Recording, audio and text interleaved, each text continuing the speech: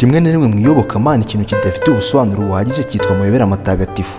Iri jambo risa nkaho ryabaye ikintu gisanzwe, rituma ubunebwe mu by'imitekerereze bufata indi ntera mu bantu, kuko ubusobanuro buhagije ku nkomoko ya muntu bwakomeje kudasobanuka kugeza amagingo aya. Adamu na Eva bivugwa ko babyaye abana b'abahungu barimo Gahini na Abeli. Nyuma Gahini akaza kwica mwene nyina, Imana igahera kimuvuma. Nyuma gato akaza guhunga akajya kure agashaka umugore bitazwi neza inkomoko ye. Biragoye kwiyumvisha ahantu uyu mugore yavuye, iba kenshi nibyo bita amayobera matagatifu. Hari ayandi mayobera amaze igihe avugwa, gusa sinzi umuntu niba yahita amayobera matagatifu cyangwa amapagani, biraterwa n'uko ubishaka. Ngabo ni mu kiganiro wahoze ari perezida wa Leta Zunze Ubumwe za Amerika Barack Hussein Obama yagiranye n'umunyamakuru Jimmy Kimmel. Yamubazaga byimbitse ku gace k'ibanga ka zone 51, ngo undi nawe agahamya ko nta byinshi abiziho, kandi koko ngo nta gace k'ibanga nyine, ngari niyo mpamvu nta byinshi yabivugaho. Ibi ni ibintu mpora niyumvisha ko ndamutse mbaye perezida, ariko ikizwi cyo nuko ntazigera mbawe. Nyine ntago byabayeho. Nakabaye igihe cyo kurahira ndambitse ibiganza byanjye kuri Bibiliya, nari buhita ko kanya nshakisha, kandi ahantu hose hari impapuro zibanga zivuga kuri Area 51 ndetse n'izindi zivuga ku bivejuru bivugwa ko biza ku isi, nkakora buri kimwe cyose cyatuma amenya ibibera muri kariya gace. Ese wowe ibyo warabikoze? Niyo mpamvu utazigera uba perezida nyine. Muri ako gace haberamo iki? Ubaye uri perezida wajya ushyira amabanga hanze? Niyo mpamvu utakwigira utuyobora. Urabizi hari abantu benshi bagiye kwibaza uburyo ugaragara mu maso bisa nkaho hari icyo biziho. Ese wigeze ubibonaho? Wigeze ubimenyaho byinshi se? Ibyo rwose nta kintu na gito mbiziho. Perezida Clinton yavuze ko yabikozeho ubushakashatsi hanyuma agasanga ko nta gitasanzwe kiriyo. Niyo mpamvu tutagira byinshi tubivugaho.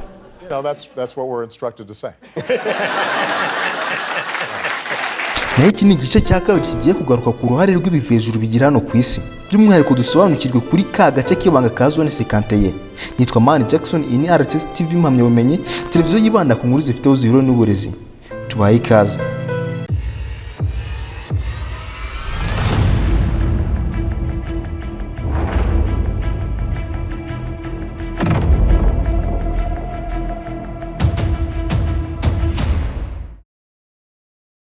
Kuva mu mwaka w'igihumbi kimwe magana cyenda mirongo ine na karindwi muri Leta Zunze Ubumwe za Amerika mu gace ka Roswell muri New Mexico.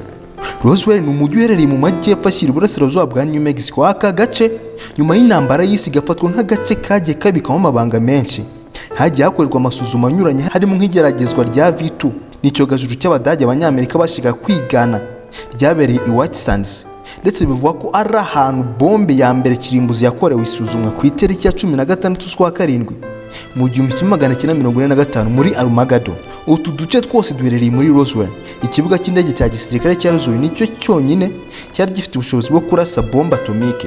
Mu minsi ibiri ya mbere y'ukwezi kwa Nyakanga 1947, ibyuma bigenzura ikirere byo ku kibuga cy'indege cya Holloman byafashe amajwi y'ibintu bitazwi.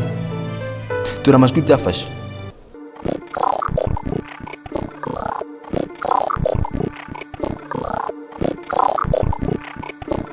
Muri iyo minsi ngo hagaragaye ibintu biguruka mu kirere bitazwi inkomoko, nibyo bise unidentified flying object, bigera kuri 88 nk'uko byatanzwemo ubuhamya na miliyoni 10 z'Abanyamerika babarizwaga muri leta 24.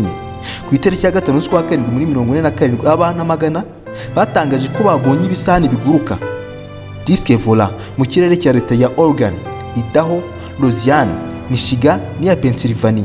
Hari tariki ya 7 Nyakanga 1947 ubwo ikintu cyari kigurutse mu kirere cyaguye mu murima w'uwitwa Mark Brother, ni mu gace ka Roswell. Hari ahantu hatari hatuwe cyane. Uwo muturage nawe yahise ajya kubimenyesha inzego za gisirikare. Colonel William Blanchard wari ukuriye ako gace muri icyo gihe yahaye uyu muturage umusirikare ufite ipeti rya majoro ngo amuherekeze bajye kureba icyo ari cyo. Ibisigazwa by'icyari cyaguye mu murima wa Brasa ngo byari ibintu bidatwikika kandi bitabasha gushwanyaguzwa. Ku itariki ya 8 z'ukwa karindwi 1947, Colonel Williams Blanchard yategetse ko haguye ikivejuru hazitirwa. Mbere y'uko igisirikare kizitira ahantu, Grand Barnett wari wubashywe muri ako gace yatangaje ko yahageze mbere y'uko igisirikare kihagera, abasha kubona icyogajuru ndetse n'imibiri ine yari irimo y'ibiremwa bidasanzwe. Nyuma y'uko Colonel Blanchard yarekeye ibisigazwa by'icyo cyogajuru, yategetse ko Lieutenant Walter yareka kujya gutangaza ko bafite ikiguruka kidasanzwe scope volante. Amakuru yakwirakwiriye hose binyujijwe mu binyamakuru, ariko nyuma y'amasaha 3 gusa General Roger Ramey yanyomoje amakuru atangaza ko icyabonye ari igipirizo kinini gipima ikirere, ballon météorologique. Uyu mujenerali yasobanuye ko iyo ballon ariyo bifashisha mu mushinga bise MOGI wo kugenzura intwaro kirimbuzi z'abasoviyete. Nubwo hahise habaho kwivuguruzanya ku ruhande rw'igisirikare, ndetse ibyabereye muri Roswell bigakomeza kugirwa ibanga rikomeye. Urubuga rwa Wikipedia rutangaza ko mu mwaka w'1978 Lieutenant Colonel wari warasezerewe mu ngabo Jesse Maso wageze bwa mbere ahari ibisigazwa by'icyo kivejuru. Mu kiganiro yagiranye na Stanton Friedman yamwemereye ko ibi bivejuru byahaguye koko, kandi ngo ibisigazwa by'icyo cyogajuru cyaguye muri Roswell byari iby'ikintu giturutse ku wundi mubumbe utari ku isi, extraterrestre. Yongeyeho kandi ko ibisigazwa General Lamy yeretse itangazamakuru atari byo Major Jesse Maso yari yaravanyeho byabereye.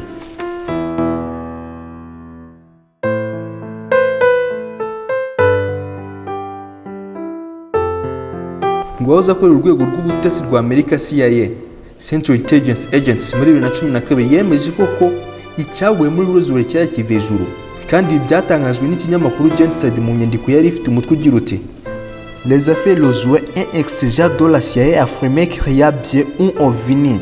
Chancellor Brando wamaze imyaka 25 muri CIA mu kiganiro yagiranye na Huffington Post yagize ati ntabwo byari ballon météorologique nk'uko byatangajwe, ahubwo cyari ikintu kiguruka kitari giturutse kuri uyu mubumbe wacu.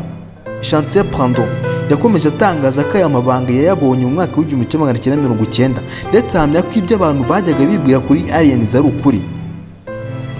Nyuma y'ibyabereye muri Roswell, Amerika ngo yahise ishyiraho agace k'ibanga kazwi nka zone 51 cyangwa area 51, gushobora ndetse no kwita agace 51, biraterwa n'uko ubishaka. Aka gace kashyizweho mu rwego rwo kugira ngo bajye bakora ubushakashatsi ku bivejuru byaguye muri Roswell. Mu nyandiko y'ikinyamakuru Huffington Post yo muri 2012 yari ifite umutwe ugira uti Le président et le contre deux extraits et trois les pressés. Yatangaza ko Perezida Eisenhower wayoboye Amerika mu mwaka w'1993 kugeza muri 1961 yabonanye na aliens inshuro 3, ndetse ngo baza kugirana n'amasezerano y'ubufatanye na aliens zo mu bwoko bwa aliens Greece. Timothy Good waza akora muri guverinoma ya Amerika niwe watangarije ikinyamakuru BBC2 iby'aya mabanga. Kuko ikinyamakuru Huffington Post gikomeza kibitangaza, guhura kwa mbere kwabaye mu mwaka w'1994 kubera muri Holman Air Force mu gace ka New Mexico twavuze haruguru. Icyo gihe uyu muperezida yaraherekejwe n'abakozi ba FBI ndetse n'abandi bantu.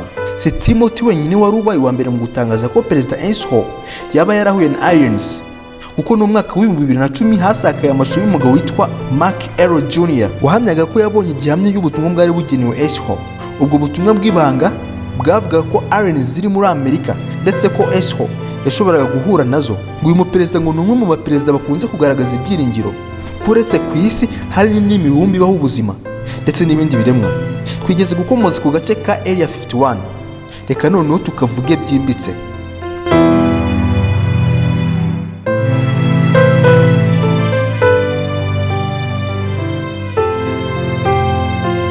Zone 51 ni agace kavugwaho byinshi, harimo amayobera ku bihabera, amabanga yanitse ya Leta Zunze Ubumwe za Amerika n'ikoranabuhanga rihambaye rivuga ko ryazanywe n'ibivejuru n'ibindi bitandukanye tugiye kugarukaho. Aka gace gafite amazina menshi atandukanye, harimo nka Paradise Ranch, Dreamland, Groom Lake, Air Force Flight Test n'ayandi, ariko irizwi cyane ni Zone 51 cyangwa Area 51.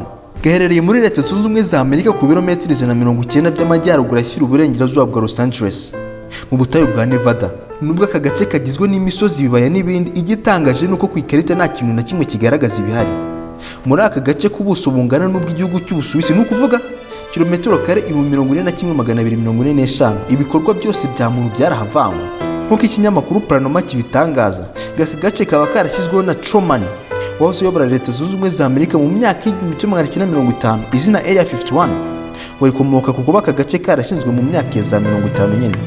Aka gace ka gisirikare kashyizweho ngo hajye hasuzumirwa intwaro n'ibindi bikoresho bya gisirikare bikomeye kandi bikoranye ubuhanga buhanitse mu ibanga rikomeye. Zone 51 yubatswe hafi y'icyaga cya Kamye, kakaba ari ko gace kasuzumiwemo indege zihambaye mu butasi zo mu bwoko bwa U2 zaje gukurikirwa n'izindi kabuhariwe za A12 zaje guhindurirwa izina zikitwa SR-71 cyangwa Blackbird. Nubwo izi ndege za A12 bigaragara ko zikoranye ubuhanga buhanitse kuko zitajya zibonwa na bya byuma bigenzura indege mu kirere bya radari, kandi zikagendera ku muvuduko uhanitse no ku butumburuke bwo hejuru cyane. Mu myaka y'igihumbi magana cyenda mirongo itanu na karindwi inyigo yo kuzikora yari yararangiye, maze tariki ya 30 Mutarama muri za 60 ikigo gishinzwe ubutasi cya Amerika CIA gitanga uburenganzira bwo gukora 12 muri zo. Ikoranabuhanga rihambaye ryo muri iyo myaka ryakoranwe zira ndege niryo ryatumye abashakashatsi benshi bahamya ko rira koranabuhanga ryaba ryaraturutse ku bivejuru bivuga ko bikorana na Amerika. Imirimo yose ikabikorerwa muri Area 51, uko ubwenge bwa muntu butari guhita bugera ku ikoranabuhanga rimeze kuriya. Mu rwego rwo gukomeza kubika ibanga ry'aka gace, urwego rw'igisirikare cya Amerika kirwanira mu kirere US Air Force kwakunze guhamya ko Area 51 itabaho, ariko satelite y'icyahoze ari leta y'Abasoviyete yafotoye ako gace muri za 1988, maze bwa mbere abaturage ba Amerika nabo babasha kubona ishusho y'ako gace k'ibanga. Gusa amakarita yemewe agaragaza ko aka gace nk'ikirombe kidakoreshwa cyangwa se n'ahandi hantu hatemewe kugendwa n'indege. Gusa iyo ukoresheje serivisi yerekana amakarita y'urubuga rwa Google Map ubasha kubona aka gace neza. Nubwo ubuyobozi bwa Amerika bwakomeje guhakana ko aka gace kabaho, muri 2013 urwego rw'ubutasi CIA rwemeje ko aka gace kabaho ndetse ko gaherereye muri Nevada kuko byakunze kuvuga. Gusa amakuru yashyizwe hanze ntagaragaza byinshi ku byavuzwe kuri aka gace, harimo no kuba habayo ibivejuru. Igisirikare kirwanira mu kirere cya America Air Force cyo gitangaza ko kari agace kifashishwa mu kwasuzumira ikoranabuhanga rigezweho ry'ibikoresho by'ubwirinzi bikoreshwa n'igisirikare cya Leta Zunze Ubumwe za Amerika. Ibindi byerekeranye n'ibihakorerwa byagizwe amabanga akomeye. Abahakorera yaba abasirikare cyangwa abasivile babanza kurahira indahiro yo kutazigera bamenya ibanga ryaho. Iyo uramutse ubirenze ushobora no gukatirwa igihano cyo gufunga imyaka 20. Mu rwego rwo kugira ibanga ibakorerwa, inyubako zaho nta madirishya zigira. Ngibi byakozwe mu rwego rwo kugira ngo hatagira ureba ibitari mu nshingano ze. Amakuru avuga ko iyo hagiye gusuzumirwa indege abakozi bitareba baguma imbere mu mazu kugeza isuzuma rirangiye, indege zigasubizwa muri hangari yayo. Zone 51 kandi iri mu duce turindwa cyane ku rwego rwo hejuru. Agaciro k'ibakorerwa cyangwa amabanga ahahishwe gagaragazwa n'uburyo aka gace karindwa cyane, kuko nta muntu wemerewe kurenga muri kilometero 40 z'umuzenguruko w'agace 51. Ikirere cyaho kandi kigenzuzwa n'ibyuma bya radar, kuko hagize ugerageza kwinjira mu kirere cyaho, indege zo mu bwoko bwa F-16 ndetse na kajugujugu z'intambara zihita zitabazwa. Hari uruhande rw'abatemera ko umuntu wa mbere yagiye mu kwezi tariki ya 27 muri 1969. Bahamya ko uburinzi buba muri Area 51 aribwo Amerika yifashishije bafatira amafoto muri ubu butayu, agaragaza ko Neil Armstrong ariwe wagize bwa mbere ku kwezi. Mu mwaka w'1998 nibwo Sheila Widner wari umunyamabanga wa Air Force yasabye ko bakongera ikirere cyo gucungira umutekano. Kandi nabwo bemeje ko hagomba kungana n'igihugu cy'Ubusuwisi twavuze haruguru. Ubu burinzi buhanitse bugaragaza ko hari ikintu kibanga cyahishe Amerika idashaka ko kibonwa n'uwo ari we wese.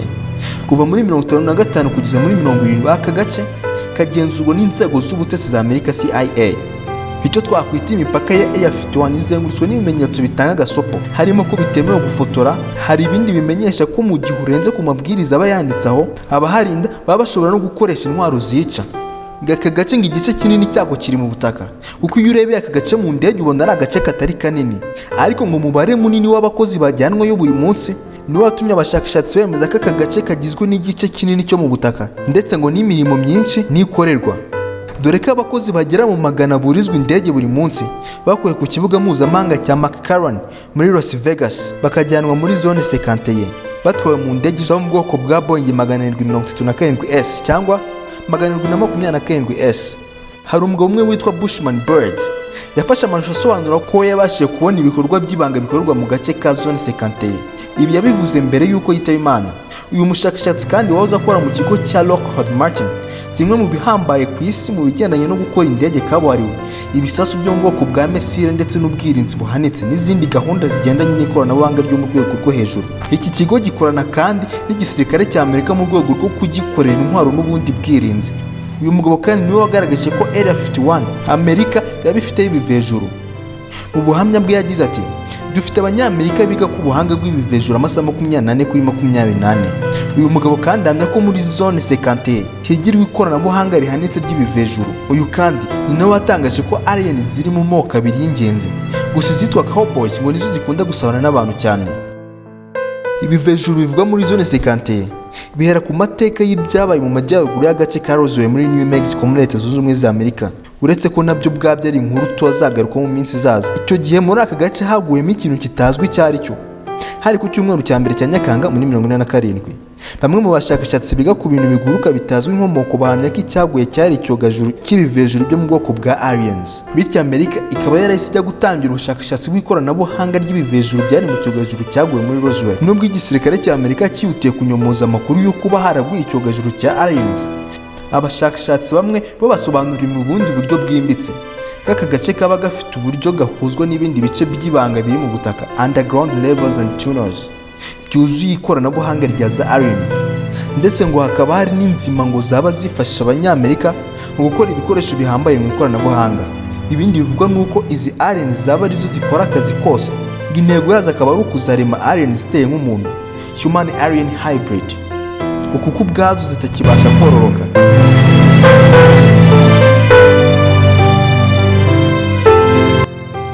Ubuhamya bw'abantu bamwe bagiye bakora muri kariya gace bemeje ko biboneye n'amaso y'ibivejuru. Harimo nk'umusirikare wahoze akorera CIA watanze ubuhamya mbere gato yuko yitaba Imana, gusa abandi bagahakana ko byaba bihari. Muri 1987 umugabo witwa Robert Raza yatunguye isi ubwo yajyaga kuri televiziyo agatangaza ko ari umwe mu bakoze ku ikoranabuhanga rya alien muri zone 51. Icyo gihe ngo uyu mugabo yahamyaga ko Amerika ifite ibyogajuru 9 by'ibivejuru bibitswe ahitwa S4. Ikizwi nuko zone 51 yakoreshejwe na Air Force One, CIA n'ikigo cya Lockheed twavuze haruguru mu kuhakorera ubushakashatsi bunyuranye. Ariko by'umwihariko bakora indege z'ubutasi bw'ibanga kuva kuri U2 kugeza kuri F-117A. Izi ndege z'ubutasi zishobora kuguruka ku butumburuke buhanitse, zikoreshwa na Amerika ijya kuneka ibindi bihugu. Indege yo mu bwoko bwa SR-71 ishobora kuguruka ku butumburuke bwa kilometero 27 igendera ku muvuduko wa kilometero 3700 ku isaha imwe. Izi ndege kabuhariwe nizo bivuga ko zaba zikorerwa muri zone 51. Nubwo umushinga witwa Aura usa n'uwahagaritswe, ariko byari biteganyijwe ko hakorwa indi ndege isimbura SR-17 yaba yikubye kabiri mu muvuduko, kuko yajya igenda ibirometero 2400 ku isaha imwe. Kuba aka gace gakorerwamo ibikoresho by'ibanga bya gisirikare, kuba hapimirwa ibitwaro bya kirimbuzi, kuba haba cyangwa hataba ibivejuru n'ibindi byinshi nibivugwa kuri zone 51. Gusa gihamya zifatika z'ibivugwa ziracyakomeje kubura kugira ngo hemezwe ibihakorerwa. Mu Kinyarwanda baca umugani ngo ntakabura imvano. Kuba ako gace karabanje guhakanwa na leta ya Amerika imyaka igera kuri 65, ibihaba ntibishyirwe ku makarita, hakaba nta ndege yemerewe kuhagenda, uburinzi buhanitse ni bimwe mu byo umuntu yaheraho yemeza ko ibihakorerwa byose bifite agaciro gahambaye kuri Leta Zunze Ubumwe za Amerika, ko ndetse idashaka ko hari ubumenyi bakorewe kugeza no ku baturage bayo. Nitwa Mani Jackson.